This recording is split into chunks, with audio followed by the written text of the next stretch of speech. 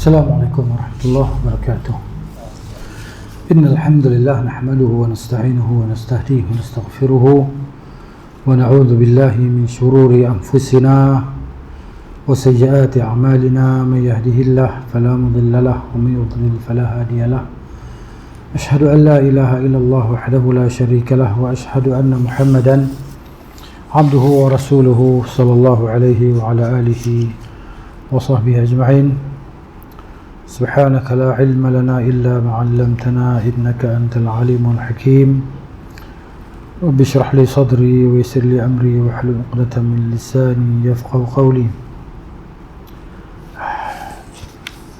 Kita malam ni pada hadis yang ke-180 daripada hadis Bulughul Maram dengan syarah Tawdih Al-Ahkam. Masih lagi dalam bab syurutis salah, bab syarat-syarat sah salat. Wa an Abi Qatadah radhiyallahu anhu qala kana Rasulullah sallallahu alaihi wasallam yusalli wa huwa hamilun Umamah bint Zainab fa idza sajada wada'aha wa idza qama hamalaha muttafaqun alaihi. Wa li Muslim wa huwa ya'ummun nasa fil masjid. Daripada Abi Qatadah radhiyallahu anhu, dia kata adalah Rasulullah SAW salat, yani salat fardu lah, salat fardu, sedang baginda mendukung cucu baginda, iaitu Umamah bint Zainab. Umamah anak perempuan kepada Zainab radhiyallahu anha. Apabila baginda sujud, baginda meletakkan Umamah tadi, ya, cucu dia sallallahu alaihi wasallam. Wa idza qama hamalaha, apabila Nabi sallallahu bangun ke rakaat yang seterusnya, baginda mendukung dia, dukung baby tadi, ya. Dan lafaz Muslim menyebut bahawa sedang baginda menjadi imam kepada para sahabat di masjid lah. Ini solat fardu lah, solat fardu. Jadi maknanya boleh ya, nak dukung cucu kita, anak kita, dalam solat, sama ada solat fardu ataupun solat sunat.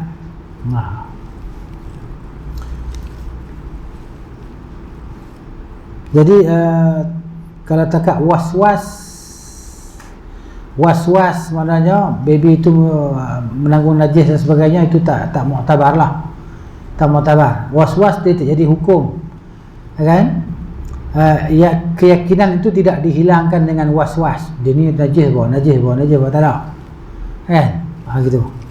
Kembali kepada asal, iaitu dalam keadaan taharah lah, tak perlu was-was. Dia ada najis kan? Biasanya baby ni dia tak sunyi daripada najis, kencing apa semua kan. Kalau baby perempuan ni, sebut hadis ni jelas sebut tentang baby perempuan. Kalau baby laki-laki, dia yang belum menyusu, kan? Ni bukan baby ni dah boleh berjalan dah ni, kan? Bukan baby yang baru lahir ni, gitu. Baik. Jadi pengajaran daripada hadis di sini, dia kata harus melakukan pergerakan seperti ini dalam solat, sama ada solat fardu ataupun solat sunat, kan? Dukung baby, dukung kanak-kanak dalam solat, mestilah dia akan berlaku pergerakan. Pergerakan bukan pergerakan kecil lah tu, bukan pergerakan yang besar lah, kan? Dukung, kan? Dukung. Lepas tu nanti kita nak sujud, nanti kita akan letak dia pula, kan? Lepas tu kita nak pergi rakaat seterusnya, kita dukung pula, begitu. Dan ia boleh bagi imam, boleh bagi makmum, boleh bagi orang yang sembahyang seorang-seorang, walaupun tanpa ada sebarang keperluan, tanpa darurat. Saja kita nak dukung anak kita, cucu ke, kan? Sampai solat, bukan sebab apa, sebab tak ada orang jaga dan sebagainya, takut dia pegang benda-benda bahaya, bukan sebab tu. Saja nak dukung, boleh, walaupun tak ada darurat apalah. Dan inilah pendapat muhaqqiqil ulama yang telah mentahqiqkan perkara ni lah, telah memastikan perkara ni. Dan Nabi SAW melakukannya ketika Nabi menjadi imam dalam solat fardu, Yang mana solat fardu tadi lebih lagi kita kena utama, kena jaga daripada solat-solat sunat, kan? Jadi begitu. Yang pertamanya. Yang keduanya, harus kita memegang ataupun kita menanggung, mendukung mereka ataupun siapa yang kita bimbang yang kebiasaannya dia ni ada najis. Macam kanak-kanak umur setahun 2 tahun kan, dia biasa kencing dalam pampers, dalam dia punya napkin apa semua kan. Orang dulu-dulu pun ada benda ni. Kita sekarang ya ada. Gitu. Harus. Kerana kebiasaan ni kanak-kanak macam tu. Dia kencing, biasa kencing kan. Jadi kita kembali kepada zan ghalib. Zan ghalib ni maksud dia zan yang lebih banyak bahawa dia tu dalam keadaan suci. Begitu dia.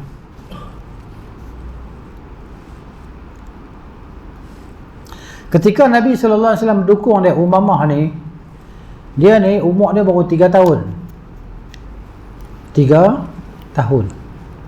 Jadi dia adalah cucu kepada Rasulullah SAW. Nanti Umamah ni siapa yang kahwin dengan dia? Ali bin Abi Talib kahwin dengan dia. Dan Ali tu maknanya adalah sepupu kepada Rasulullah SAW dan juga menantu kepada Rasulullah SAW, Ali. Jadi Ali dia berkahwin dengan cucu saudara dia. Kan Zainab tu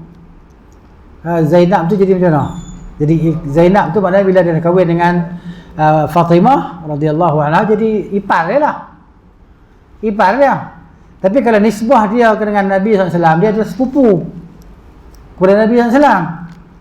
Jadi kalau nisbah dia dengan Nabi, mana dia kahwin dengan cucu saudara dia.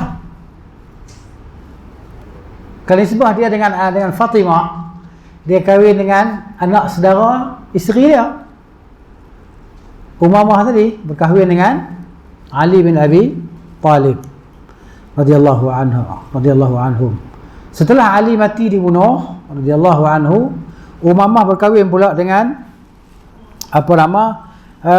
sepupu kepada Rasulullah SAW dan juga sepupu kepada Ali lah, iaitu Al-Mughirah bin Naufal bin Al-Harith bin Abdul Muttalib. Baik. Bukan sepupu Al-Harith bin Abdul Muttalib ni pak saudara kepada Nabi SAW. Al-Harith Naufal ni sepupu kepada Nabi SAW. Al-Mughirah tu anak saudara sepupu. Payah dapat tangkap. Dia lari mulai payah tangkap kan. Jadi kita faham dia kahwin kot tu depan ni. Kahwin kot tu radhiyallahu anhum. Jadi bila Ali mati, maknanya Al-Mughirah ni kahwin dengan Umamah tu. Umamah ni sebenarnya anak saudara sepupu kepada Ali. Sebab apa? Naufal tu sepupu kepada Ali. Naufal sepupu kepada Ali, sepupu kepada Nabi SAW.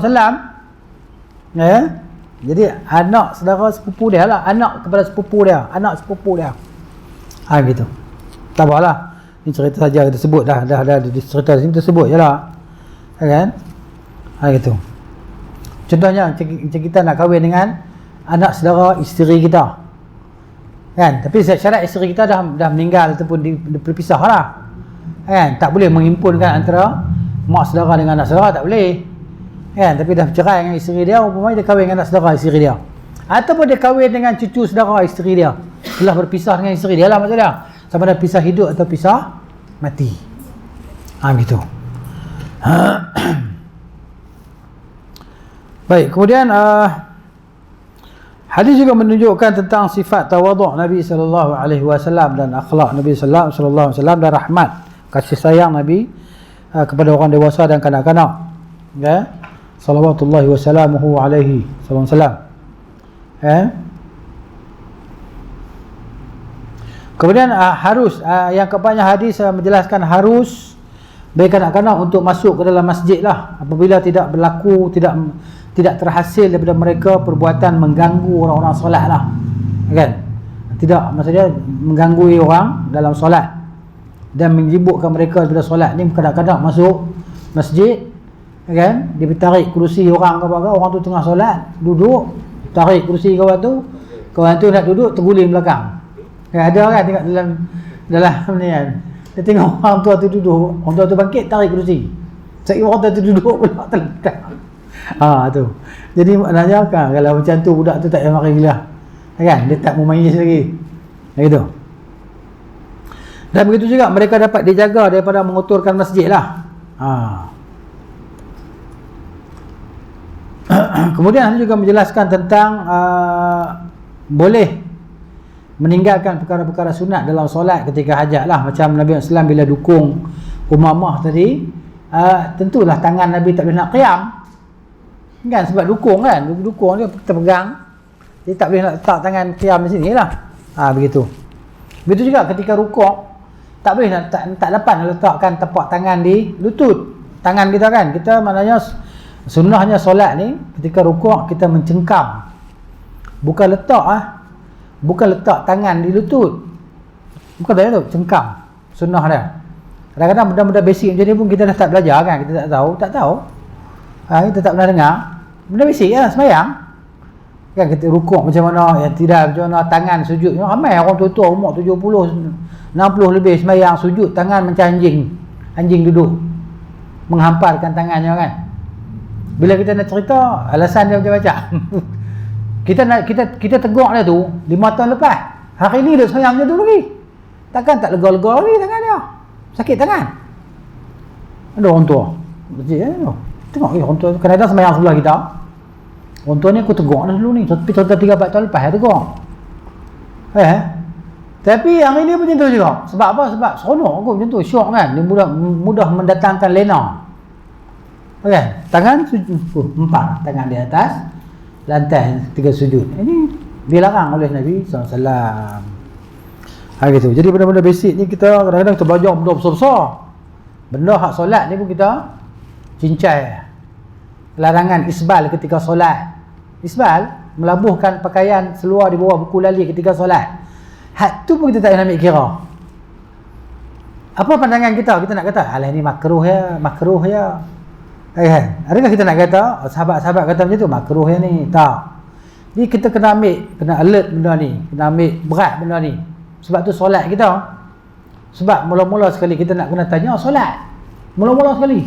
Awwalu ma yus'alu bihi al-'abdu yawmal qiyamati as-salah. Solat bagi elok. Kan? Kalau solat berjemaah biar rapat-rapat, kalau rapat betul. Al-ka'ab bil ka'ab, al-mankib bil mankib. Bahu dengan bahu. Tu apa nama, buku lali dengan buku lali. Itu cara solat yang betul, cara Nabi sallallahu alaihi wasallam. Benda-benda basic kalau kita tak faham, alah ada pula sahabat-sahabat dia gelilah. Kan geli belakang kaki kita. Kaki hang ke batu. Kaki hang ke batu belakang kaki aku geli. Gatal. Apa ni kan? Solat di rumah kalau tak erti solat. Macam tu. Benda je kita kena ambil berat. Sebab kita dengar masuk lalu macam tu dia tak jadi. Rugi kita. Kan? Jadi pahala dia kurang. Gitu. Kena ambil berat. Baik, seterusnya kan dia kata sini ketika rukuk kan, ketika rukuk tak dapat nak meletakkan tangan, tak dapat nak memegang lutut dia. Kenapa? Kena dukung. Waktu rukuk pun Nabi SAW dukung lagi. Baby tadi, kanak-kanak tadi. Lepas tu yang i'tidal masih dukung. Bila sujud tak boleh nak buat apa lah, sujud. Maka bila sujud Nabi SAW meletakkan kanak-kanak tadi, cucu dia tadi di lantai lah. Gitu. Baik. Jadi maknanya begitu juga dipertanggungkan bahawa Umamah tadi dia berada di bahagian kiblat orang yang solat lah. Sebab Nabi SAW jadi imam. Bila Nabi letak dia berada di arah macam di sebelah kiblat lah. Jadi maknanya itu tak menjadi masalah. Kerana apa? Kerana sutrah imam adalah sutrah bagi orang-orang yang solat di belakangnya. Begitu juga tentang solat, pengambilan sutrah dalam solat. Sutrah ni apa dia? Sesuatu yang kita letakkan di hadapan kita ala qadri muakhiratir rahal. Muakhiratir rahal ni maksud dia tempat duduk kita di atas kuda ataupun unta tu. Kan dia di belakang dia tu dia panggil apa? Pelana kan. Pelana kuda tu dia ada macam bonggol di belakang tu. Macam tempat sandak tu. Tinggi lebih kurang kita kata lebih tinggi sikit lah daripada botol air ni kan. Botol 500 ml ke tinggi gitu. Itu sutrah dalam solat. Walaupun kita kata khilaf, sebagai ulama kita sunat, sebagai kita wajib. Dan saya lebih cenderung kepada wajib kita menggunakan sutrah ketika solat, kerana Nabi SAW perintah, kan, jangan kamu solat melainkan kepada sutrah Nabi kita. Janganlah seseorang kamu solat melainkan ke arah sutrah. Ni benda basic bab solat kita kena belajar. Jadi kita belajar itulah, kita kena belajar benda ni, kena amalkan. Kalau kita dah belajar, kita kena amalkan. Tak boleh kita nak pandang remeh. Sebab kita dah mengaku kita belajar sunnah. Banyak benda kita belajar sunnah tapi kita tak amalkan sunnah pun. Padahal sunnah ni kita pada kecil-kecil perkara hinggalah kepada sebesar-besar perkara. Banyak perkara sunnah kan. Kita sebut kita kumpulan sunnah, kita geng sunnah, ikut sunnah. Sunnah apa yang kita ikut? Kan? Minum dengan tangan kiri. Benda ni bukan makruh, haram minum dengan, benda ni kita tak boleh nak alert, tak boleh nak ambil berat benda ni, benda besar lagi lah. Macam mana kita boleh lupa? Terlupa, macam mana kita boleh lupa minum tangan kiri sedangkan benda tu hari-hari? Ini sunnah dan benda tu dosa, haram, bukan makruh. Ialah makruh tahrim, bukan makruh tanzih. Kalau benda-benda macam ni kita tak lihat, macam mana kita nak belajar sunnah, buat sunnah yang besar-besar? Kadang-kadang benda hal tak sunnah kita ingat kata benda tu sunnah. Kita ingat kata dia sunnah, rupanya dia tak sunnah pun. Tiba-tiba ada benda sunnah kita ingat kata tak ada apa-apa, biasa. Jadi kita kena ambil berat lah, insya-Allah. Baik. Jadi kadang-kadang ialah nak kata kita tak boleh lupa. Tapi itulah wallahu ta'ala alam. Sebab apa? Sebab kita minum ni, kita bila teringat larangan Nabi. Benda bila kita dah biasa buat ni kan, melainkan kita kadang-kadang kita buat, kadang-kadang kita tak buat. Contohnya masa musim PKP ni kan.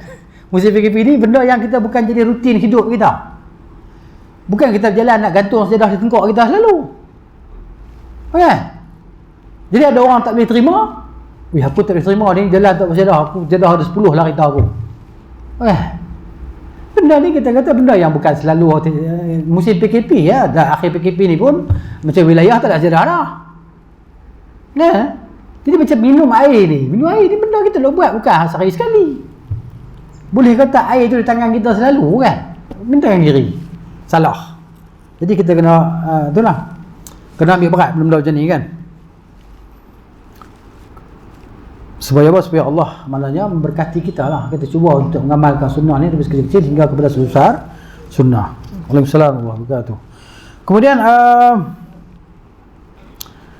jadi dipertanggungkan bahawa mana dia berada di bahagian depan musallin Umamah tadi, bukan dia melintas orang dalam solat, jadi maknanya tidak menjadi masalah. Sebab begitu juga dalam solat kita kena halang siapa saja lintas di antara kita dan di antara sutrah kita.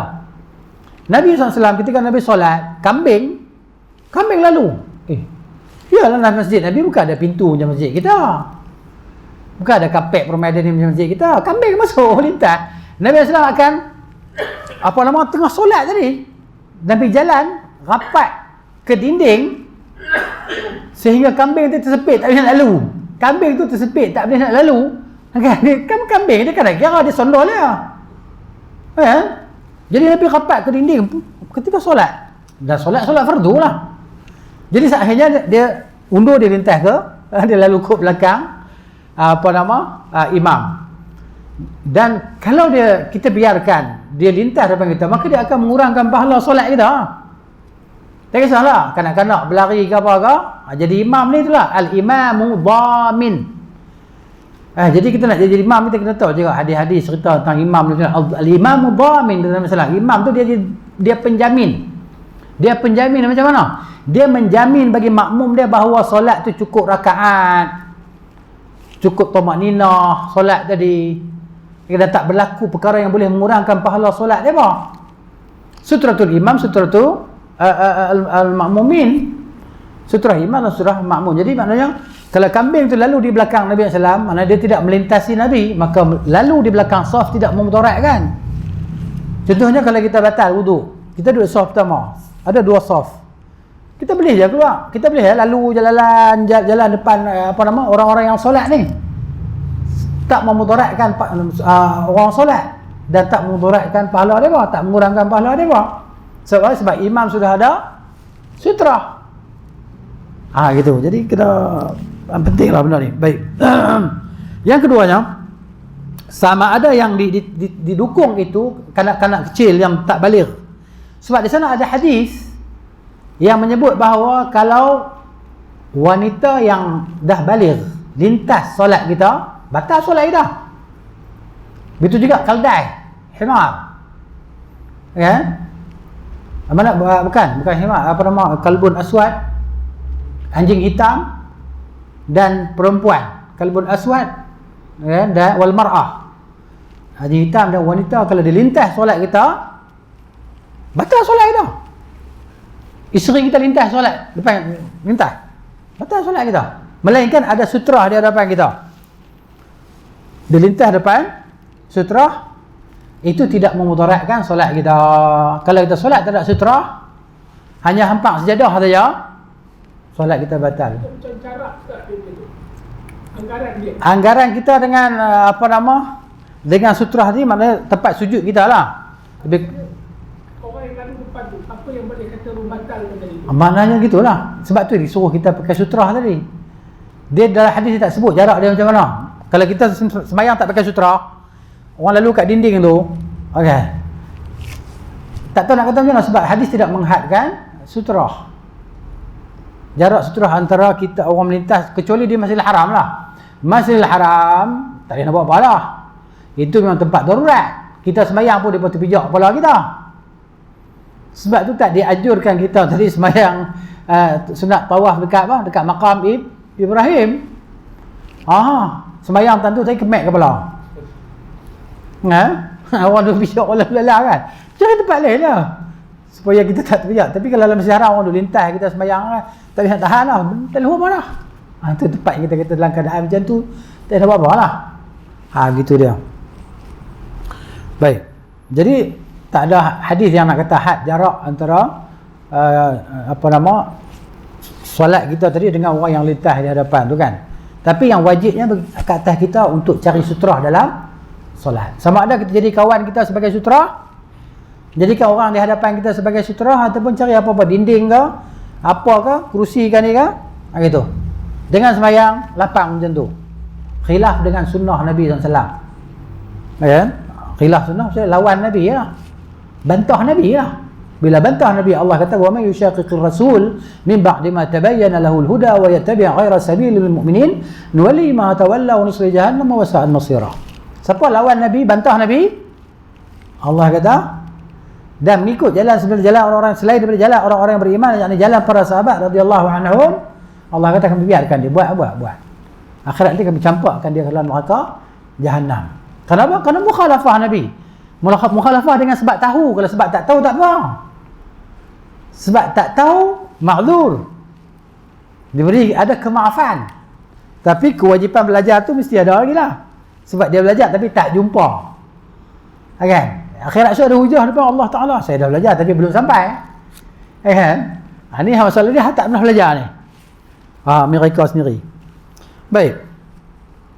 Kemudian tentang pergerakan ni. Ini berlaku khilaf, perselisihan di antara ulama. Berapa kali pergerakan yang menyebabkan kita batal solat ni? Pergerakan. Kalau kita dalam mazhab Syafi'i 3 kali batal solat anggota kita yang besar kan. Sebenarnya tidak ada dalil yang putus. Dalil yang menyebut tentang gerakan berapa kali membatalkan solat, tak ada. Jadi apabila berlaku kekhilafan macam ni, kita faham di situ masalah ijtihad para ulama. Cumanya kita tengok dalam mazhab Syafi'i dia mengambil pendekatan berhati-hati supaya orang tak main-main dalam solat. Kan? Jadi pergerakan yang banyak tadi kan. Jadi tidak ada nas yang menyebut tentang berapa kali. Yang sebut 3 kali ni, ini maknanya ijtihad para ulama. Cumanya kalau kita tengok kalau pergerakan yang banyak itu maknanya sampai menafikan solat tadi, maka dia membatalkan solat lah. Itu sebab apa? Dia bergerak tanpa, kita panggil tanpa hajat ni, dia menafikan khusyuk dalam solat. Menafikan khusyuk dalam solat. Begitu. Baik. Jadi masalah apa nama bilangan pergerakan dalam solat tu apa nama penetapannya tidak ada dalil, cumanya ijtihad daripada para ulama jelah. Gitu.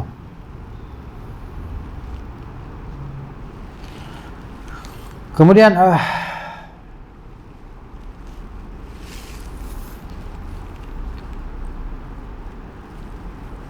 di sana ada pergerakan-pergerakan yang harus kan. Ada yang selepas ni dia sebut tentang pergerakan-pergerakan yang kita boleh buat lah dalam solat. Jawab telefon tak boleh lah, kan? Hello, ataupun solat batal solat. Yang 3 kali pergerakan mata pergerakan yang besar lah. Itulah mazhab Syafi'i. Kalau mazhab Malik lain pula. Tengok ya. Kalau saya tak baca lah khilaf tadi, tak apa saya sebut sini, bahawa kalau mazhab Malikiyah dan sebagian ulama, pergerakan yang banyak membatalkan solat, dan mereka menjadikan pergerakan yang banyak itu hamdun Nabi sallallahu alaihi wasallam Umamah fi salati, perbuatan seperti mana Nabi mendukung Umamah dalam solatnya, dan dia takwilkan hadis tu. Hadis tu mereka menakwilkannya. Yang dia kata Nabi sembahyang sunat ke sembahyang fardu, bertakwilkan hadis. Jadi kesimpulan dia maknanya dia masalah ijtihad, pendapatan. Dapat ijtihad ni apa? Ijtihad ni dapatan kajian ulama yang begitu detail, begitu halus, buat perincian. Dia cek istiqra' at-tam. Istiqra' at-tam ni maksudnya bacaan yang sempurna. Dia kaji habis semua hadis, segala asar semua, dia tengok habis segala sudut, dia buka habis semua dalam hadis, semua dalam sunan-sunan semua, dia tengok habis. Maka dia dapat satu kesimpulan hukum. Maksudnya macam mana nak buat pergerakan yang banyak. Contohnya kembali kepada bahasa Arab. Sebab bahasa Arab ni 3 dia kira banyak dah, 2 tak banyak lagi, kan? Jamak ni bermula daripada 3. 3 ni kira banyak. Jadi banyak batal solat. Itu pendekatan dalam mazhab Syafi'i rahimahullah. Jadi kita tahu kesimpulan dia pergerakan yang menafikan khusyuk dalam solat kan? Solat tapi tak nampak punya solat pun. Solat tengok sana, tengok sini, tengok sana. Gitu. Baik. Tapi kalau tengok sekali-sekali itu tak masalah lah. Contohnya Abu Bakar, kan disebut sini. Kan kisah Nabi SAW pergi untuk menyelesaikan masalah satu kaum, kan? Jadi Nabi SAW pergi, dah masuk waktu solat, Nabi tak balik lagi. Jadi Waalaikumsalam warahmatullahi. Jadi apa nama, Bilal suruh minta Abu Bakar jadi imam. Bila Abu Bakar jadi imam, tiba-tiba Nabi SAW sampai balik. Nabi masuk saf terus. Jelas-jelas Nabi sampai saf di belakang Abu Bakar. Orang lain pakai tepuk. Abu Bakar pun tak tahu. Lepas tepuk lagi banyak tepuk tangan. Abu Bakar betul leh. Kita tengok Rasulullah SAW. Dia pun alhamdulillah dia pun undur ke belakang, Nabi isyaratkan. Dia tengok Nabi SAW, Nabi isyaratkan dia macam tu, di tempat kamu. Jadi Abu Bakar pun teruskan, habiskan solat tadi. Ataupun Nabi SAW ke depan, sebab Abu Bakar tak. Sebab bila Abu Bakar tengok Nabi SAW, dia terus undur. Nabi isyaratkan duduk di situ, teruskan. Tapi Abu Bakar tetap undur ke belakang. Bila Abu Bakar undur, dia sebab dia paling tengok Nabi kan. Jadi paling kerana hajat tu. Tak ada masalah apa, tidak membatalkan solat. Begitu. Cumanya pendetilan tu pergi kepada mazhab dia lah. Kan? Begitu. Baik. Ini masalah fiqh ni, maksudnya fiqh ni dia kita kata apa? Dia banyak kembali kepada masalah ijtihad para ulama pada perkara yang tidak ada nas lah. Ijtihad ni pada perkara yang tidak ada nas. Bila ada nas tak boleh nak ijtihad lah. Kena ikut nas lah. Ijtihad apa benda? Nas dah lah. Bila tak ada nas menyebut, contohnya berapa bilangan pergerakan yang boleh membatalkan solat, nas tak sebut. Nabi SAW tak pernah sebut gerak 3 kali batal solat apa. Nabi tak pernah sebut. Jadi maknanya bila Nabi tak pernah sebut, tu yang berlaku faham macam-macam tu. Ni faham ulama, faham. Jadi tu maksud dia supaya apa? Supaya ialah mana ada keterbukaan, ada keluasan. Macam kita dalam mazhab Syafi'i, cenderung dalam mazhab Syafi'i, kita ikutlah. Kan pada perkara-perkara yang ijtihad ni ikut mazhab Syafi'i, ikutlah. Ikut Imam Syafi'i rahimahullahu taala. Dalam mazhab Syafi'i itu pula bukan kata-kata Imam Syafi'i saja. Kata-kata pengikut-pengikut dalam mazhab Syafi'i daripada kalangan ulama tu macam-macam. Sebab tu kitab fiqh depa tak larang nak baca. Kan? Macam-macam masalah depa duk fikir baru keluar. Kadang-kadang benda tu tak berlaku depa fikir buat benda tu. Kan? Sebab tu Ibn Taimiyah rahimahullahu taala orang tanya dia perkara pelik-pelik. Dia kata dah berlaku belum? Belum lagi. Nanti tunggu berlaku baru mai tanya. Kan? Depa dah berkorek masalah-masalah tadi kan. Begitu. Sampai menyibukkan mereka daripada mempelajari hadis ataupun tafsir. Kemudian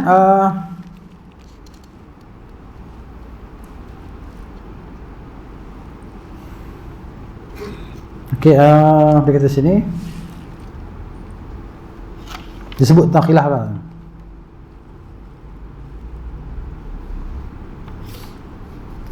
Contohnya mazhab Hanbali, mereka membahagikan pergerakan dalam solat itu kepada 4 bahagian. Ya, maknanya dengan sebab bacaan depa cek depa kepada hadis kan. Yang pertama, pergerakan yang boleh membatalkan solat, iaitu perkara pekerjaan yang banyak, pergerakan yang banyak yang berturut-turut tanpa darurat, tanpa keperluan. Ya, dan bukan kerana maslahat solat. Contohnya. Ya. Yang kedua, makruh dalam solat dan tidak membatalkan solat. Ini pergerakan yang sedikit, yang tidak ada hajat. Ya. Kemudian ini perkara yang menafikan bagi khusyuk lah, yang dituntut. Yang ketiga, pergerakan yang diharuskan, yang pergerakan yang ringan, yang bukan berturutan lah, yang berputus-putus. Ini adalah mazhab Hanbali. Ya. Mana kerana hajat. Yang keempatnya, pergerakan yang disyariatkan dalam solat dan ia berkaitan dengan maslahat solat itu, kan? Dan ia adalah pergerakan untuk melakukan perkara yang terpuji yang diperintahkan, seperti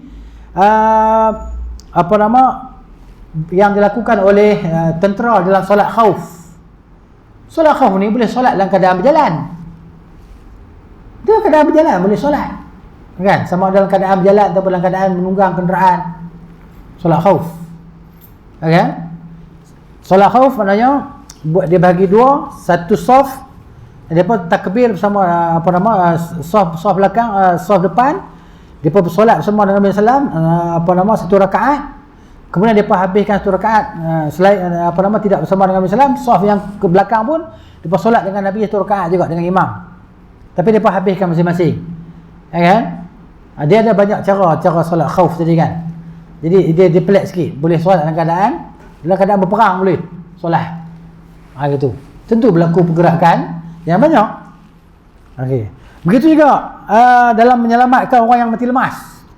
Kita waktu solat orang yang lemah, kita pun selamatkan dia, lakat solat tu sambung solat balik. Kalau ikut mazhab, gerak berubah dada daripada kiblat, betul. Habis itu pun tak cerita pula solat di atas sampan. Dia berkata tu darurat. Begitu juga selamatkan orang mati lemah pun darurat. Tengah solat tadi kan. Begitu. Baik, kemudian hadis seterusnya. Wa an Abi Hurairah radhiyallahu anhu qala Rasulullah sallallahu alaihi wasallam uqtulu al-aswadaini fi shalah. Bunuhlah 2 makhluk hitam dalam solat. 2 makhluk hitam ni dia. Nabi sebutlah lepas tu al-hayyatu wal-aqrab, ular dan skorpion, kalau jengking. Kan? Kita tengok kita pun tengah solat, bunuh dia dulu. Lepas sambung solat, bukan berhenti solat ulang balik tau. Tengah solat boleh bunuh ular. Ni bukan saya cakap, saya pergi duduk nakal kata tahu. Apa ustaz ni? Kan merapu mengarut ni. Kan? Cerita benda pelik-pelik. Benda pelik-pelik sebab tak dalam mengaji. Dah dengar kan? Ni hadis kata, bukan kita kata.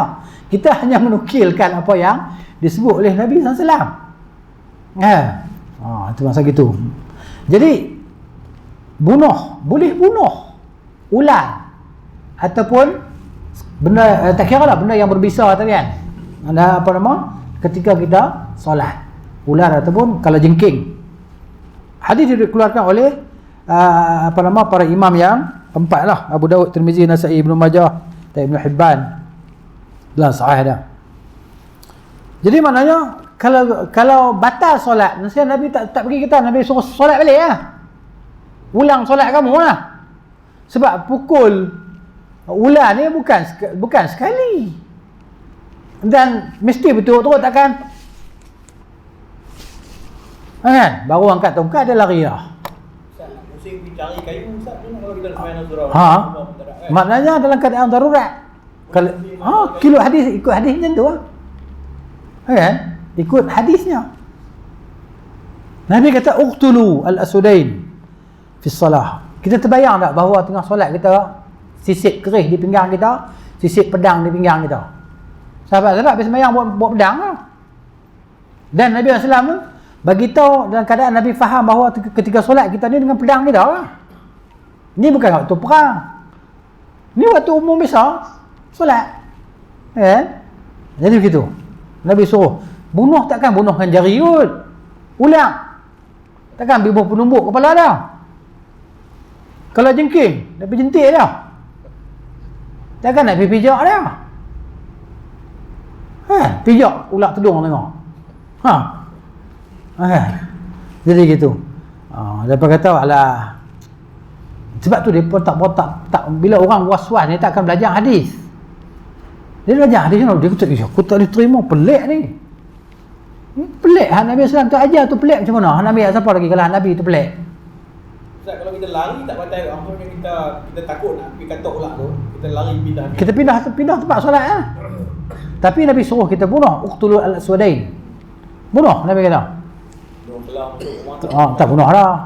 Kan? Tak tolong selah pun tak ni. Tambah tolong selah. Gitu. Itulah Nabi nak cerita kata benda tu. Nabi suruh kita buat. Kalau tak berani tu nombor 2. Ya, tapi nombor 1 tu bunuh lah.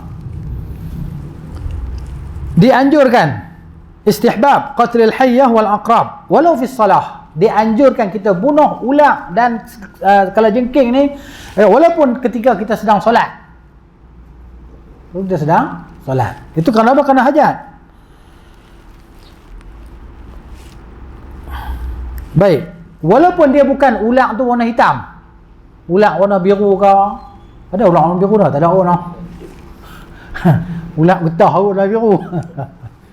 Ya, jadi walaupun bukan warna hitam. Kalau jengking mungkin kalau lain, warna lain kan? Boleh. Dia hanya kebiasaan dia ular disebut ular ni warna hitam, kalau jengking warna hitam.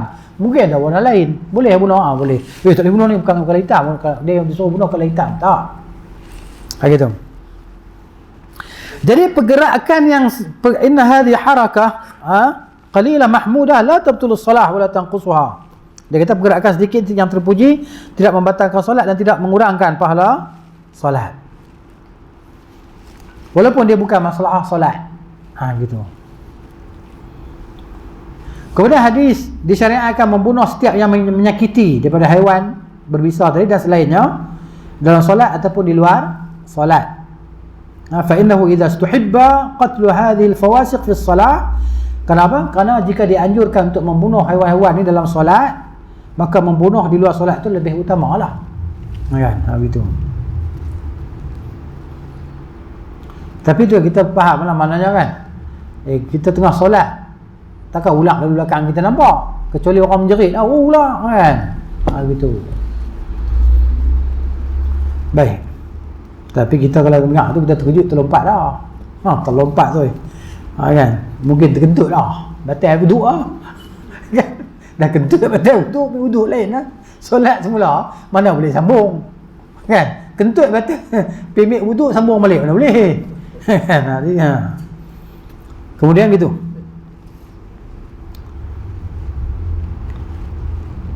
Itulah dia.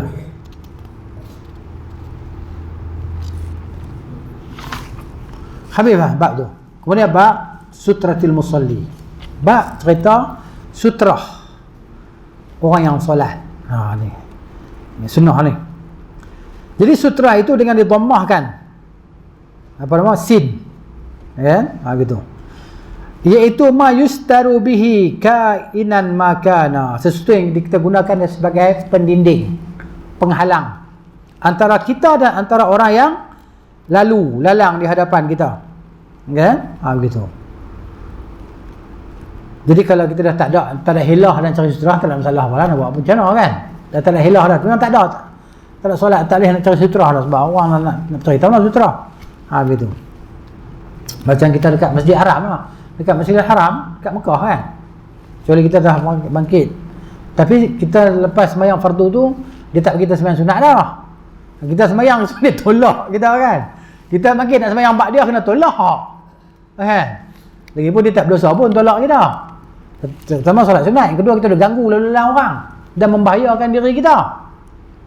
Dia tak memberi bahaya kita lah tu, dia tolak kita. Jadi kalau kita nak solat sunat juga, carilah tempat-tempat yang ada dinding kan. Dia tak kacau lah. Ini tempat laluan orang ni kan. Kita bangun solat sunat ba'diyah. Memang polis tu dia tolak kita. Dia tak salah pun dia tolak kita. Kita yang salah. Gitu. Ganggu orang lalu lalang tadi. Sebab pas solat ni orang nak keluar apa semua kan. Gitu. Tu dia. Dari sini orang yang solat, dia berdiri di hadapan Tuhannya, bermunajat kepada Tuhannya dan menyeru Tuhannya. Apabila lalu di antara dia, di hadapan dia tadi, kan? Dia orang tadi akan memutuskan munajat dia lah, tak kira lah orang ke, kucing ke, apa kan? Jadi ikhlas di hadapan kita solat tadi. Dia akan mengganggu kita punya kekhusyukan dalam solat. Sebab itu dosa orang melintas di depan orang solat ni, dosa dia sangat besar.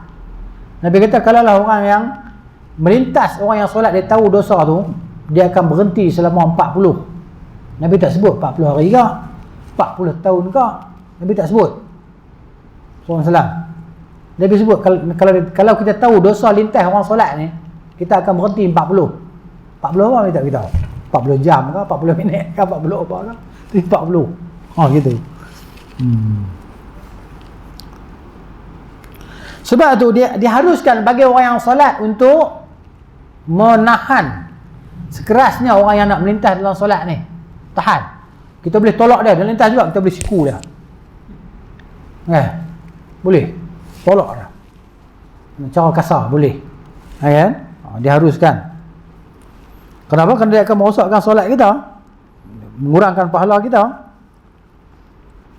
Jadi kalau ikut sebagian ulama, sutrah ni adalah sunat, bukan wajib. Tapi macam saya kata lah, saya lebih cenderung kepada ia adalah wajib. Gitu.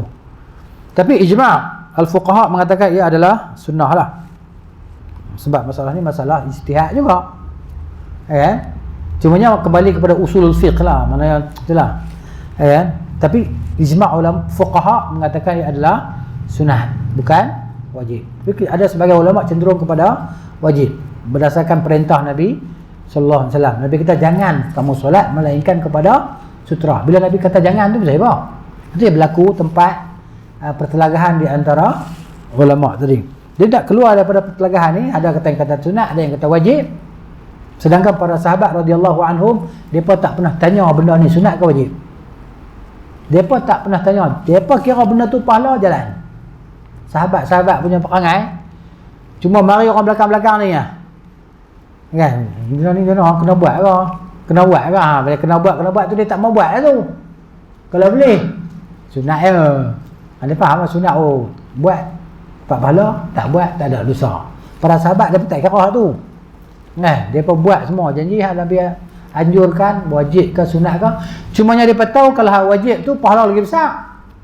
Hak sunat tu pahala lebih lagi kurang daripada yang wajib. Tu ya. Bukan depa nak tahu hak wajib sunat tu pasal depa tak mau buat hak sunat. Hak wajib kena buat. Dah, depa tahu benda tu kerana apa? Hak ni pahala lagi besar. Hak ni pahala kurang sikit. Sunat tak sama pahala wajib. Itu contoh dia. Baik. Kalau Syekh di sini dia kata sunat. Lenab. Sebab apa? Sebab dia kata salafus soleh tidak beriktizam dengannya. Dan dia ambil dalil dalam Sahih Bukhari bahawa Nabi sallallahu alaihi wasallam solat di Mina ila ghairi jidar, tidak mencari dinding. Dia kata di sini itu di antara pendalilan lah. Tapi di sana ada larangan Nabi kita. Janganlah seseorang kamu solat melainkan ada sutrah di hadapannya. Itu mahal tempat pertikaian di antara ulama lah. Jadi kita tahu benda tu kan. Kalau kita rasa benda tu sunat, pegang dengan sunat lah. Buat dapat pahala, tak buat tak berdosa. Tapi khilaf dengan sunnah. Kalau sunat tu sunnah Nabi SAW. Khilaf dengan sunnah kata khilaf lah, menyalahi sunnah lah, kan? Gitu. Baik.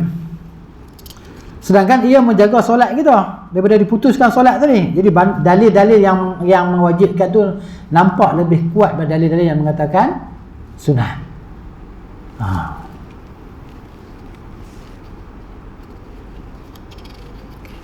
Kemudian lagi kalau nak argue dengan Syekh ni, tu hadis yang Nabi suruh kita halang orang dalam melintas solat tadi. Sampai Nabi kata boleh, Nabi guna lafaz qatl. Lafaz qatl ni lafaz bunuh, bukan suruh bunuh orang, tak. Walaupun kita tolak dia tu, menyebabkan dia mati dengan sebab kita tolak dia, bukan kita bunuh dia. Dan kita tak salah. Kan? Tahan dia jalan tu tahan, jatuh. Kan? Teratuk di lantai apa, mati. Dia tak salah. Kan? Jadi kalau benda tu sunat, kenapa Nabi sampai suruh macam tu? Halang sekali sudah, dua kali nak jalan lah. Kan? Tu jadi tempat pertikaian di antara ulama, dan masalah ni masalah ijtihadiyah, masalah khilaf yang mu'tabar. Okey kan? Gitu. Masing-masing dengan dalil dan hujah dia. Cumanya kita katakan khilaf dengan sunnah, menyalahi sunnah Nabi sallallahu alaihi wasallam. Sebab benda dia bukan payah nak buat, mudah bagi kita kan. Baik.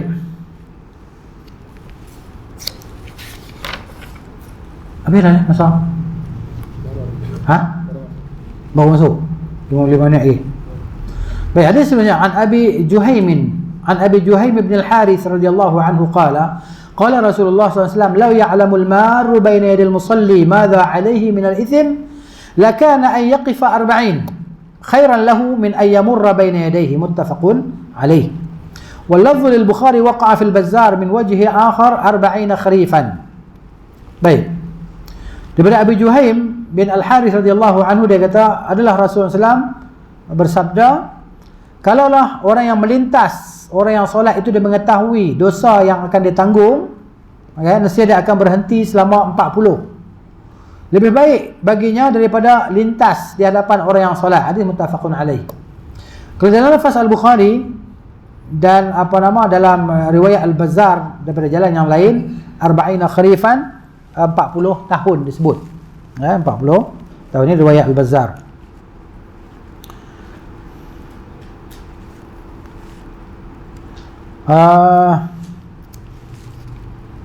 Jelaslah dia kan, maknanya larangan lintas orang solat, berdosa lah. Baik, di sana ada hadis yang dibacakan bahawa kalau kita ada sejadah yang menghalang kita, sejadah yang dia panggil dengan garisan. Ada hadis yang menyebut bahawa kalau kita solat, kita buat garis di hadapan tu, bahawa itu sudah menandakan mana yang boleh bagi orang lalu di hadapan garisan tersebut. Tapi hadis itu ditaifkan oleh ulama, di antara ditaifkan oleh Syekh Al-Albani rahimahullah ta'ala, tak hadis garisan. Tapi Syekh Ibn Utsaimin rahimahullah, dia kata maknanya hadis tu, maknanya derajat dia, status dia diterima lah, tak pasti sama ada hasan ataupun sahih. Ini berlaku itu. Jadi maknanya kalau Syekh Al-Albani dia kata hadis dhaif, Syekh Ibn Utsaimin dia kata hadis tu, disebut hadis tu maknanya dengan menggariskan. Kalau kita guna sejadah tu dah memadai, kata dia. Kata dia lah. Wallahu ta'ala a'lam. Begitu. Baik ya. Itulah dia. Habis dah. Cumanya ini ada sedikit faedah dari kita di belakang ni.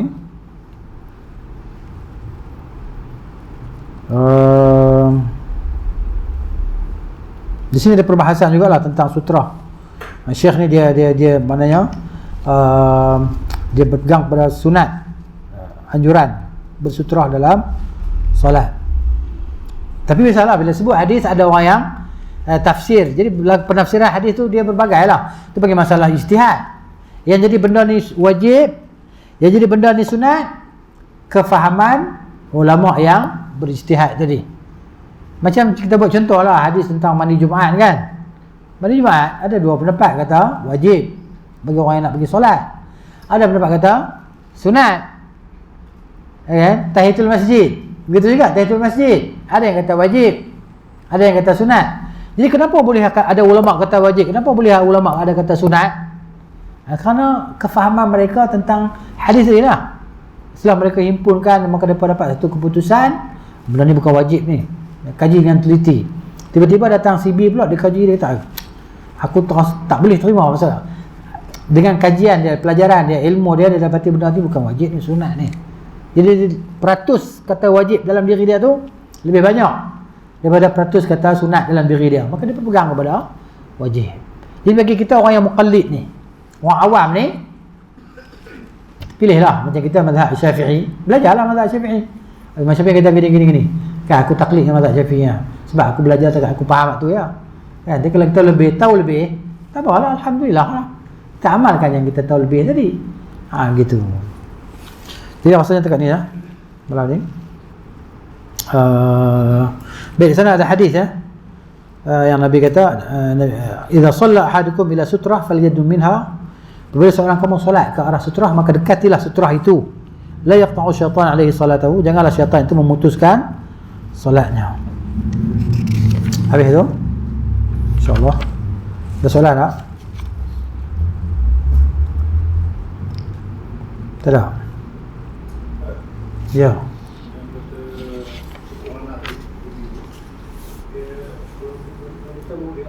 Ha? Laki perempuan? Isteri kita nak dukung cucu dia ke? Dukung anak dia ke? Tak ada masalah, dukung dalam solat.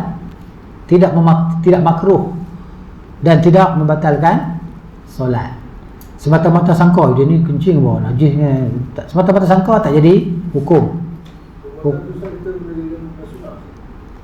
Ya, kategori sunnah juga. Sebab perbuatan Nabi sallallahu alaihi wasallam. Boleh sekali-kala kita nak buat sebagai ta'assi bin Nabi sallallahu ikut Nabi SAW. Kan? Kita dukung anak kita, dukung kan, kita main dengan cucu kita. Waktu solat, kita dukung lah. Begitu. Nabi SAW solat di masjid, bukan solat di rumah dah. Solat di masjid dan Nabi jadi imam. Nabi keluar-keluar tu Nabi letak umamah di bahu dia. Tak bahu dah, Islam tak. Kan? Tu. Nabi dukung. Jadi kita boleh buat. Orang yang siapa buat? Nabi pernah buat.